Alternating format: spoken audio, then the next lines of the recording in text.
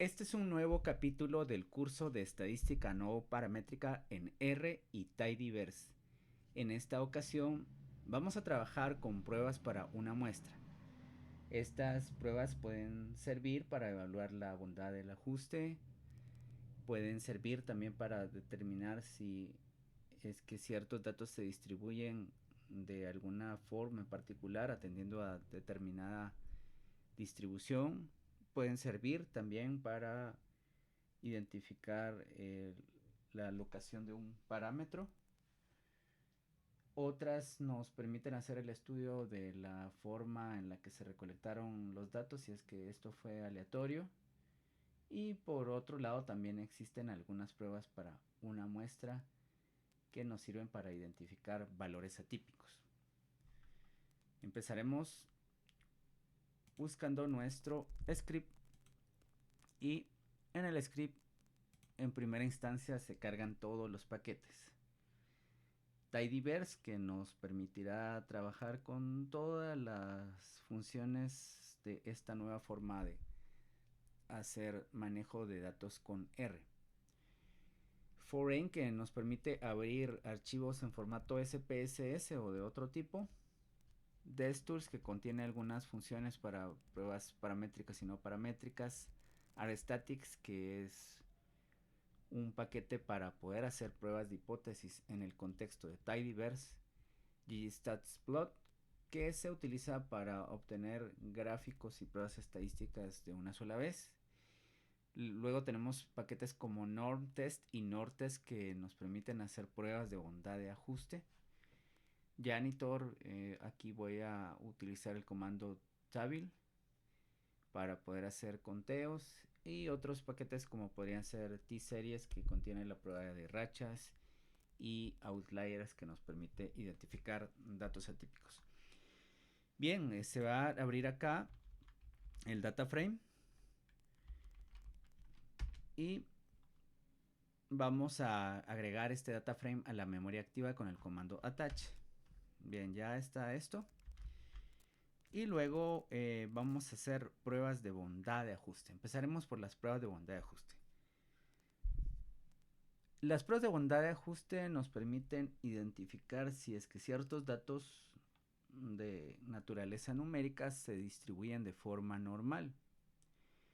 Y en otras ocasiones podemos preguntarnos si cierto tipo de datos se distribuyen de acuerdo a una distribución particular. Por ejemplo, podría ser una distribución de Poisson o una distribución proporcional. Y en ese caso atendemos a las pruebas de bondad de ajuste. Lo primero, este comando de ggplot2, que es ggqplot, nos permite hacer un gráfico qqplot. Aquí vemos que para estos datos cuantitativos hay ciertas desviaciones a la normalidad que se van a considerar importantes. Entonces pensaríamos que esta variable cuantitativa llamada OMA-IR, que la encontramos por acá, posiblemente tenga una distribución no normal. Bien, luego vamos a utilizar otro comando de estos comandos del contexto de ggplot2, que se conoce como ggdensity, y encontramos un gráfico de densidad. Aquí podemos identificar que estos datos están sesgados, de manera que su coeficiente de simetría nos va a decir que hay una diferencia entre la media y la mediana de estos datos. Pues ya tenemos una idea que estos datos no se distribuyen de forma normal. Pero al estar trabajando con pruebas de hipótesis no paramétricas, necesitamos tener una prueba de hipótesis, como podría ser el test de Shapiro-Wilk, el test de Kolmogorov-Smirnov, y eso es lo que haremos a continuación. Antes de eso, pues aquí tenemos otra forma de hacer el gráfico de qqplot con ggplot, con la función ggplot, y otra vez encontramos que los datos no se distribuyen de forma normal. Bien, para poder hacer el test de Shapiro-Wilk dentro de rstatics, el paquete rstatics, que es un paquete que trabaja en el contexto de tidyverse. Pues vamos a indicar que para estos datos con este pipe vamos a requerir el test de Shapiro-Wilk. Shapiro-test. Nosotros podemos trabajar también con el comando de base que sería Shapiro.test para esta variable. Y tenemos aquí nuestro valor. Pero si se trabaja en rstatics, como podemos ver, y en la mayoría de las pruebas de hipótesis que tiene rstatics, la diferencia con rbase va a ser que en rbase tenemos un punto y en rstatics tenemos un guión bajo. Bien, entonces ahora vamos a correr esto para la variable o_r y aquí nos aparecen los resultados en rstatics con un cuadro. Tenemos el nombre de la variable, cuál es el estadístico de Shapiro-Wilk y su correspondiente valor P. Lo obtuvimos a través de rbase y de rstatics. Bien, otras pruebas que no están contenidas en rstatics las podríamos encontrar en otros paquetes. Por ejemplo, Nortest es una paquetería para poder hacer evaluación de test de normalidad. Y aquí tenemos el test de Anderson-Darling. La sintaxis va a ser add.test y el nombre de la variable que queremos testear. Y pues aquí está el resultado. Vamos a recordar lo siguiente. Para los tests de normalidad, la prueba de hipótesis correspondiente se va a expresar de la siguiente manera. Tenemos acá la hipótesis nula, que los datos provienen de una población distribuida de forma normal. Y la hipótesis alternativa nos va a decir que estos datos provienen de una población no distribuida de forma normal. Bien, entonces al rechazar esa hipótesis nula, concluimos que los datos no se distribuyen de forma normal. Y esa es la respuesta que estamos obteniendo. Si trabajamos con Shapiro-Wilk o Anderson-Darling, llegamos a la misma conclusión. Los datos no provienen de una distribución normal. Aquí podemos ver estos valores que van a considerarse más adelante como valores atípicos. Están haciendo que estos datos no se distribuyan de forma normal. Y otros tests que se pueden utilizar van a ser de stats, es decir, no vamos a instalar ni cargar otro paquete. El comando ks.test, que sería la prueba de Kolmogorov-Smirnov. Acá tenemos también la conclusión que los datos no se distribuyen de forma normal.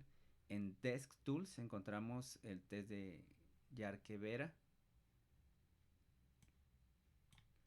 Y este pues tiene también una evaluación que podría ser robusta para poder llegar a la conclusión de si los datos se distribuyen de forma normal o de forma no normal.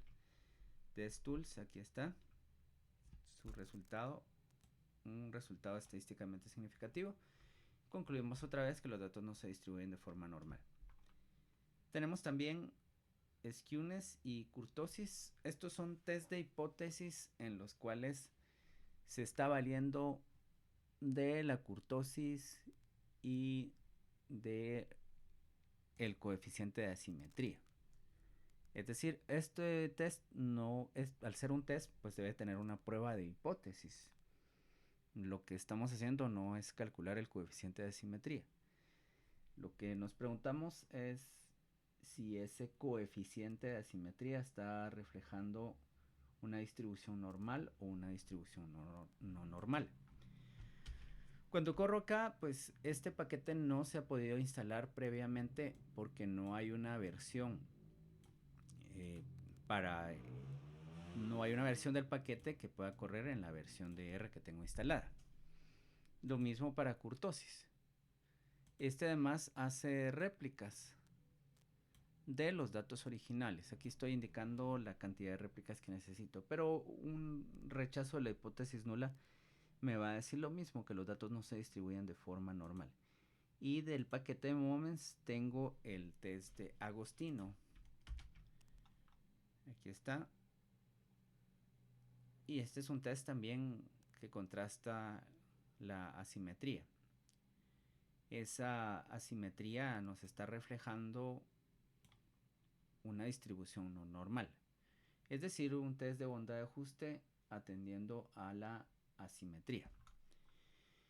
Y bueno, estas serían las pruebas de bondad de ajuste para evaluar la normalidad, pero como se dijo anteriormente, estas pruebas de bondad de ajuste existen otras como la prueba de chi cuadrado, la misma prueba de Shapiro-Wilk podría utilizarse para determinar si los datos atienden a cierta distribución en particular, y eso lo veremos más adelante. Pero por el momento, ya que hemos explorado estos datos, vamos a evaluar pruebas para determinar un parámetro de locación. Recordemos que si los datos no se distribuyen de forma normal, como es el caso de esta variable OMA y R, deberíamos de hacer un resumen numérico de esta variable atendiendo a la mediana y a los cuartiles, puesto que la media no va a ser un estimador robusto, una medida de tendencia central robusta para poder resumir estos datos. Podríamos trabajar también con estimadores robustos como podrían serlo la media recortada. Pero bueno, en el caso de la mediana, sabemos de que las medianas no, el cálculo de la mediana no se afecta por valores extremos, de manera que la mediana nos va a servir para hacer ese resumen. Entonces, si yo quisiera para estos datos establecer una prueba de hipótesis y determinar si estos datos en conjunto tienen una mediana correspondiente a un valor X, que va a ser un valor de referencia, para ello pues voy a utilizar estas pruebas de una muestra. Y dentro de estas pruebas se encuentra la prueba del signo y la prueba de Wilcoxon. Es así que tengo como hipótesis nula la mediana de la variable de interés es igual a X, un valor en particular. Hipótesis alternativa, la mediana de la variable de interés es diferente de X. ¿Y para qué nos sirven estas pruebas? Por ejemplo, nosotros hacemos mediciones de un parámetro en agua, de un posible contaminante. Tomamos unas 10 mediciones y queremos saber si esas mediciones que se hacen en el agua para esa prueba o para ese contaminante son iguales o diferentes a un valor de referencia que se va a considerar como tolerable. Ese es un ejemplo de cómo pueden utilizarse estas pruebas. Esta variable que tenemos llamada OMA y R es una variable que se utiliza en medicina para evaluar la resistencia a la insulina. La resistencia a la insulina es una condición que tienen, por ejemplo, las personas con diabetes. ¿Ya? Es un factor de riesgo para diabetes y un factor de riesgo para muchas otras enfermedades. Y podríamos considerar que un valor de OMA y R mayor a 3 desviaciones estándar podría ser considerado como que haya resistencia a la insulina. Esto quiere decir clasificar a los datos de OMA y R en resistencia a la insulina o no resistencia a la insulina si vamos a tomar un valor de referencia de este tipo. Pero en este caso lo que se va a utilizar es un valor de 3.84. Si este OMA y R es igual a 3.84, posiblemente esta persona tenga resistencia a la insulina. Y aquí voy a hacer de primero una exploración de los datos, como se ha hecho en los videos anteriores de este curso, para poder entender mejor cómo se va a aplicar esta prueba de hipótesis. Aquí entonces tengo que la mediana de Oma y R en esta muestra corresponde a 1.595. En general son personas que no estamos esperando que tengan resistencia a la insulina, porque ese valor está por debajo del valor que hemos definido de 3.84. Pueden haber algunas de estas personas que sí tengan un valor de 3.84 o más. Y aquí vamos a ubicar el cuartil 1 de 1.065 y el cuartil 3 de 2.98, que todavía está por debajo de este valor por acá de referencia. Cuando hacemos el trabajo de esta prueba de test de Wilcoxon, que nos sirve para poder responder a esta pregunta de investigación, en RStatics utilizamos Wilcox-test, la variable que tenemos por acá, y esto en función de 1, pues únicamente nos está sirviendo para indicar que tengo una muestra, porque el test de Wilcoxon sirve también para hacer comparaciones de medianas entre dos grupos, pero aquí estamos utilizando la variante para un solo grupo. Entonces siempre debemos de escribir esto en función de 1. Y luego el valor con lo que vamos a contrastar es esto. Mu o mu es igual a 3.84. Aquí puede ser cualquier valor que vayamos a decidir como un valor de referencia. Y el resultado va a ser el valor P, que es altamente significativo, con lo cual aportamos evidencia para el rechazo de esta hipótesis nula.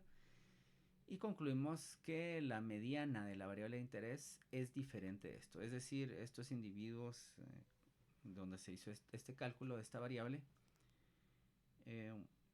la mediana de la variable Oma y R es diferente o difiere de este valor de referencia de 3.84. La otra prueba que nos podría servir y que tiene una lógica similar es el sign test o el test del signo para una muestra. La sintaxis va a ser similar y como el test de signos también sirve para comparar dos muestras, entonces aquí debemos de indicar esto que es una sola muestra. El resultado va a llegar a la misma conclusión. El valor de la mediana de Oma y R difiere significativamente de este 3.84. Aquí estamos utilizando una prueba de una cola para el test de Wilcoxon, pero podríamos utilizar también una prueba, esta es una prueba de dos colas, podríamos utilizar una prueba de una cola. Luego tenemos otro comando de RStatics llamado como Wilcox F size, es decir, el tamaño del efecto para el test de Wilcoxon. Y esto nos hace pues una clasificación de qué tanto difiere la mediana de ese valor de referencia. Eso es el tamaño del efecto. Nos da un estadístico de 0.704 que podría clasificarse como una diferencia grande. Es decir, los valores de la mediana de la variable Oma y R en la población de la que se extrajo la muestra difieren grandemente de este valor de 3.84 que tenemos como referencia. Y si utilizamos el paquete ggstatsplot con esta función gghistostats, vamos a definir acá en X, a ubicar la variable Oma y R, el valor del test con el argumento test.value 3.84 y el tipo de análisis que vamos a elegir es NP, que corresponde a no paramétrico. Y aquí tenemos, entonces recordemos que ggstatsplot nos presenta simultáneamente el gráfico y el estadístico. Aquí está el estadístico de Wilcoxon y su interpretación más sencilla a través de este valor P, que es altamente significativo. El estadístico de tamaño del efecto es esta correlación de rangos biserial con un valor de 0.81 y un intervalo de confianza que lo ubica en estos valores que aparecen por acá. Nos dice que hay 66 observaciones y aquí podemos visualizar a la vez la distribución de los datos en este histograma y vemos que estos datos tienen una distribución no normal. Tenemos el test en RBase que es Wilcox.test y aquí estamos hablando de la aplicación cuando se está haciendo una comparación de este valor que es índice de masa corporal en función de otra variable. Bueno, esto no nos sirve, pero el comando que se utiliza es el Wilcox test. Luego, tenemos la prueba de chi cuadrado de bondad de ajuste. Otra aplicación de las pruebas de bondad de ajuste es, por ejemplo, determinar si estos datos se distribuyen de acuerdo a cierta distribución teórica. Y aquí, en este ejemplo, tenemos 45 datos que corresponden a las llamadas que han realizado o llamadas que han contestado los operarios de un call center. Lo que quería probarse era si estos tres operarios responden a la misma cantidad de llamadas como hipótesis nula o si los tres operarios responden a una cantidad diferente de llamadas. Si se hace un control de la producción de estos individuos, pues quisiéramos saber si esa carga laboral se está distribuyendo de forma equitativa entre estos operarios. Entonces, en este ejemplo se tomaron 45 evaluaciones o llamadas contestadas y se preguntaba qué operario había hecho cada una de esas llamadas. 45 operaciones al azar. Y bien, entonces aquí nos dice operario 1, operario 2, operario 3. Estos son los datos. Ya tengo acá mi vector. Y de primero voy a hacer la exploración para ver a través de estadística descriptiva si es que esa distribución es uniforme. Aquí estamos hablando de una distribución uniforme de referencia. La distribución uniforme es aquella en la cual cada una de las categorías de respuestas se presenta en la misma proporción. Y con ggplot2 hacemos este gráfico de ggplot. Al ser este un vector, debemos indicar aquí para los datos esto null, porque no estamos trabajando con un data frame. Y en X vamos a tener esta variable datos producción, pero como factor, dado que queremos hacer un gráfico de barras. Vamos a llenar esto con este color, las barras, y aquí están las etiquetas. Este sería el gráfico. Y como podemos ver, la distribución no parece ser uniforme. El operario 3 en general atiende menos llamadas y quien atiende más llamadas ha sido el operario 2. Aquí están las hipótesis que ya se habían comentado y luego tenemos en RBase la función chis.test. Aquí debemos de primero recordar que esta función trabaja con datos resumidos. Eso quiere decir que de primero hacemos una tabla de conteos. Si solo corro esto por acá, nos aparecen estos números 16, 19 y 10. Están por acá.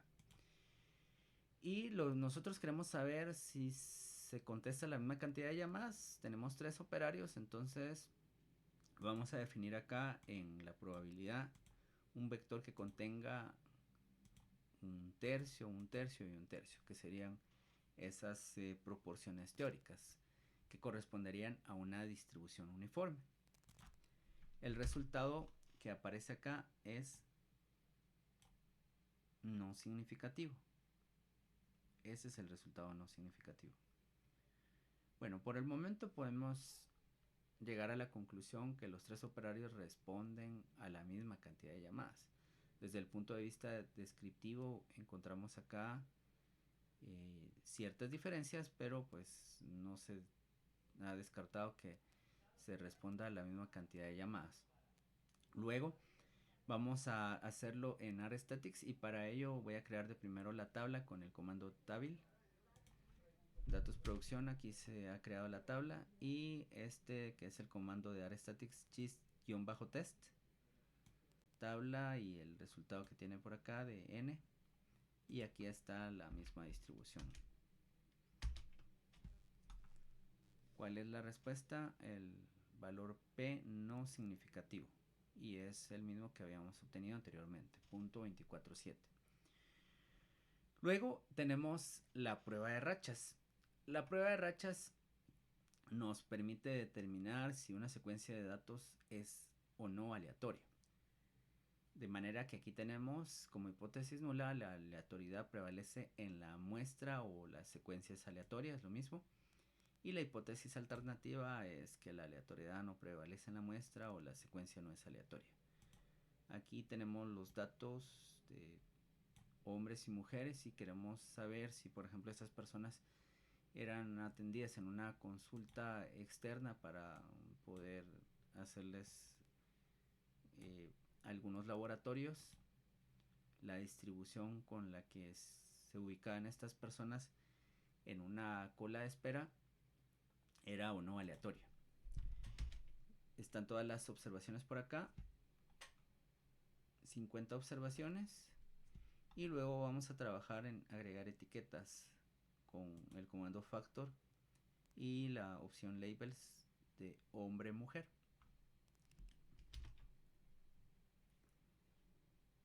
Si solicito esto acá, sexo, bueno, entonces 0 correspondía a hombre y 1 correspondía a mujer. Aquí está ya el vector. Y luego en la paquetería T-Series vamos a correr el comando runs.test para la variable sexo. Aquí se rechaza la hipótesis nula y concluimos que la aleatoriedad no prevalece en la muestra o la secuencia no es aleatoria. Las pruebas para detectar valores atípicos. La más utilizada es la prueba de groups, y esta la encontramos en la paquetería outliers. También podemos utilizar RStatics para determinar si ciertos datos son outliers o no, y también outliers extremos. De primero vamos a hacer la exploración de estos datos con ggplot2, y para esto voy a correr aquí esta sintaxis que me permite hacer un boxplot. Aquí está, entonces podemos ubicar aquí valores atípicos. Este definitivamente es un valor atípico extremo. La hipótesis que se plantea acá es: no existe un valor atípico. Esa es la hipótesis nula. La hipótesis alternativa es que el valor más pequeño o más grande de los datos es un valor atípico. Corremos acá el test de groups y únicamente es groups.test, la variable que tenemos acá que vamos a evaluar, y la opción two-sided. Aquí nos dice el valor más alto, que corresponde a 24.61, que lo ubicamos por acá, es un outlier, puesto que se rechazó la hipótesis nula. Al trabajar con RStatics tenemos los comandos is-outlier. Aquí indicamos el nombre del vector y nos da un listado de todas las observaciones. Como podemos ver acá tenemos este valor atípico. Si utilizamos esto, si lo copiamos por acá y luego utilizo el comando tabil, puedo determinar o no cuántos valores atípicos tengo. 3 valores atípicos, y eran los que estaban por acá. Luego nos vamos a preguntar si esos valores atípicos, dentro de esos valores atípicos hay valores atípicos extremos. Otra vez lo voy a trabajar con tabil, el comando tabil, y aquí me dice que hay dos valores atípicos extremos, que serían estos. Y en el listado me aparece cuál es la ubicación. Por ejemplo, yo sé que el valor 15 es un valor atípico. Bien, entonces dos valores atípicos extremos, que serían estos dos. Este es un valor atípico, no considerado como valor atípico extremo. Y tres valores atípicos en general. Bueno, finalmente llegamos a la prueba binomial. La prueba binomial se utiliza con variables dicotómicas. Aquí ya no estamos pensando en una variable cuantitativa. Y para este ejemplo nosotros nos preguntamos si este pi es igual a 1/3 o es mayor a 1/3. Para ello vamos a utilizar la función que solo aparece en rbase binom.test. En un experimento se determinó que los aciertos correspondían a 18